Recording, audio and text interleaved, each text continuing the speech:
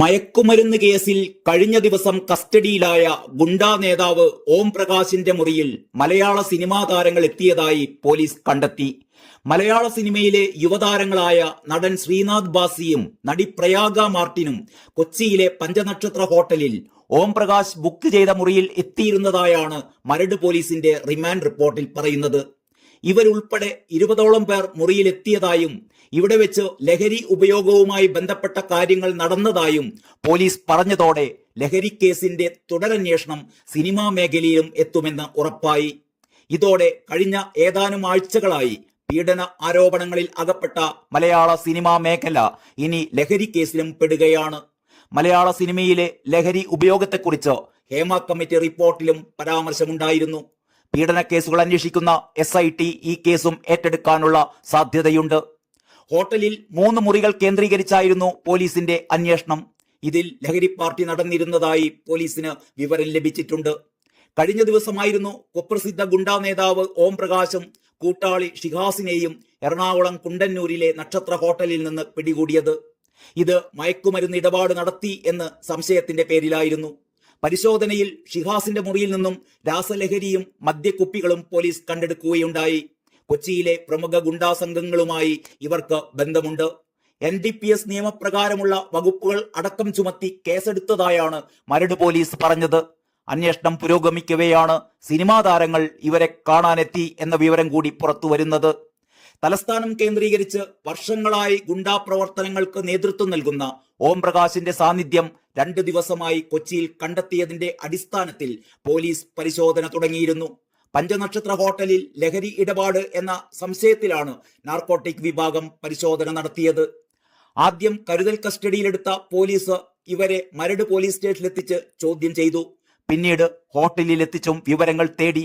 ഓം പ്രകാശിന്റെ സുഹൃത്തായ കൊല്ലം സ്വദേശിയായ ഷിഹാസിനെയും പോലീസ് കസ്റ്റഡിയിലെടുത്തിരുന്നു. ഇവർ ഹോട്ടലുണ്ടായ സമയത്താണ് സിനിമാ താരങ്ങളും ഇവിടെ എത്തിയതത്രേ. ഇവരുമായി ഓം പ്രകാശിന് ബന്ധമുണ്ടോ എന്ന് പോലീസ് പരിശോധിച്ചു വരികയാണ്. പാറ്റൂർ ഗുണ്ട ആക്രമണ കേസിലെ മുഖ്യപ്രതിയായിരുന്ന ഓം പ്രകാശ് 1 മാസം മുമ്പ് തിരുവനന്തപുരത്ത് വാഹനാപകടവുമായി ബന്ധപ്പെട്ട ഒരു കേസിലും പോലീസ് കസ്റ്റഡിയിലായിരുന്നു. പല സാമ്പത്തിക ഇടപാടുകളും കരാറുകളുമായി ബന്ധപ്പെട്ട് കൊച്ചിയിലും ഗോവയിലും സംസ്ഥാനത്തിന് പുറത്തും ഇയാൾ പ്രവർത്തനം വ്യാപിപ്പിച്ചിട്ടുണ്ട്. ഈ സാഹചര്യത്തിലാണ് ഓം പ്രകാശിനെ കേന്ദ്രീകരിച്ച് പോലീസ് കൂടുതൽ അന്വേഷണം തുടരുന്നത്. കേസിൽ 1-ാം പ്രതി ഷിയാസിനും ഓം പ്രകാശിനും കോടതി ജാമ്യം അനുവദിക്കുകയുണ്ടായി. എറണാകുളം ജുഡീഷ്യൽ മജിസ്ട്രേറ്റ് കോടതിയാണ് ജാമ്യം അനുവദിച്ചത്.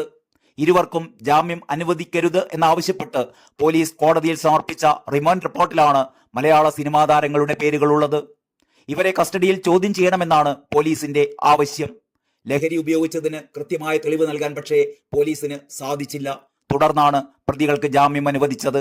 കൊക്കൈൻ ഉപയോഗിച്ചു എന്നതിന് വ്യക്തമായ തെളിവ് കണ്ടെത്താൻ കഴിഞ്ഞിരുന്നില്ല. കൊക്കൈൻ സൂക്ഷിച്ചിരുന്ന കവർ മാത്രമാണ് പിടികൂടാനായതെന്നും കോടതി കണ്ടെത്തി. പ്രതികളെ 2 ദിവസം കസ്റ്റഡിയിൽ വിട്ടു നൽകണമെന്നാവശ്യപ്പെട്ട് പോലീസ് അപേക്ഷ സമർപ്പിച്ചിരുന്നുവെങ്കിലും ഇത് തള്ളിയ കോടതി പ്രതികൾക്ക് ജാമ്യം അനുവദിക്കുകയായിരുന്നു. കൊച്ചിയിൽ കഴിഞ്ഞ ദിവസം നടന്ന DJ പാർട്ടിയിൽ വിദേശത്ത് നിന്നുൾപ്പെടെ ലഹരി വസ്തുക്കൾ എത്തിച്ച് വിൽപ്പന നടത്തുകയായിരുന്നു ലക്ഷ്യമെന്ന് റിപ്പോർട്ടിൽ ആരോപിക്കുന്നു. മറ്റു പല കേസുകളിലും പ്രതിയായ ഓം പ്രകാശിനെ കഴിഞ്ഞ ഏതാനും നാളുകളായി പോലീസ് നിരീക്ഷിച്ചു വരികയായിരുന്നു. NDPS നിയമപ്രകാരമുള്ള വകുപ്പുകൾ അടക്കം ചുമത്തി കേസെടുത്തതായാണ് മരട് പോലീസ് പറഞ്ഞത്. ഈ സംഭവത്തിലെ അന്വേഷണം പുരോഗമിക്കവെയാണ് ചലച്ചിത്ര താരങ്ങൾ ഇവരെ കാണാനെത്തിയ വിവരം പുറത്തുവരുന്നത്. എന്നാൽ ഓം പ്രകാശുമായി തനിക്ക് യാതൊരു ബന്ധവുമില്ലെന്ന് നടി പ്രയാഗ മാർട്ടിൻ മാധ്യമങ്ങളോട് പറഞ്ഞു. ലഹരി ഉപയോഗിക്കുന്നയാളല്ല താൻ, യാതൊരു ലഹരിയും ഇതുവരെ ഉപയോഗിച്ചിട്ടില്ലെന്നും പ്രയാഗ മാർട്ടിൻ പറഞ്ഞു.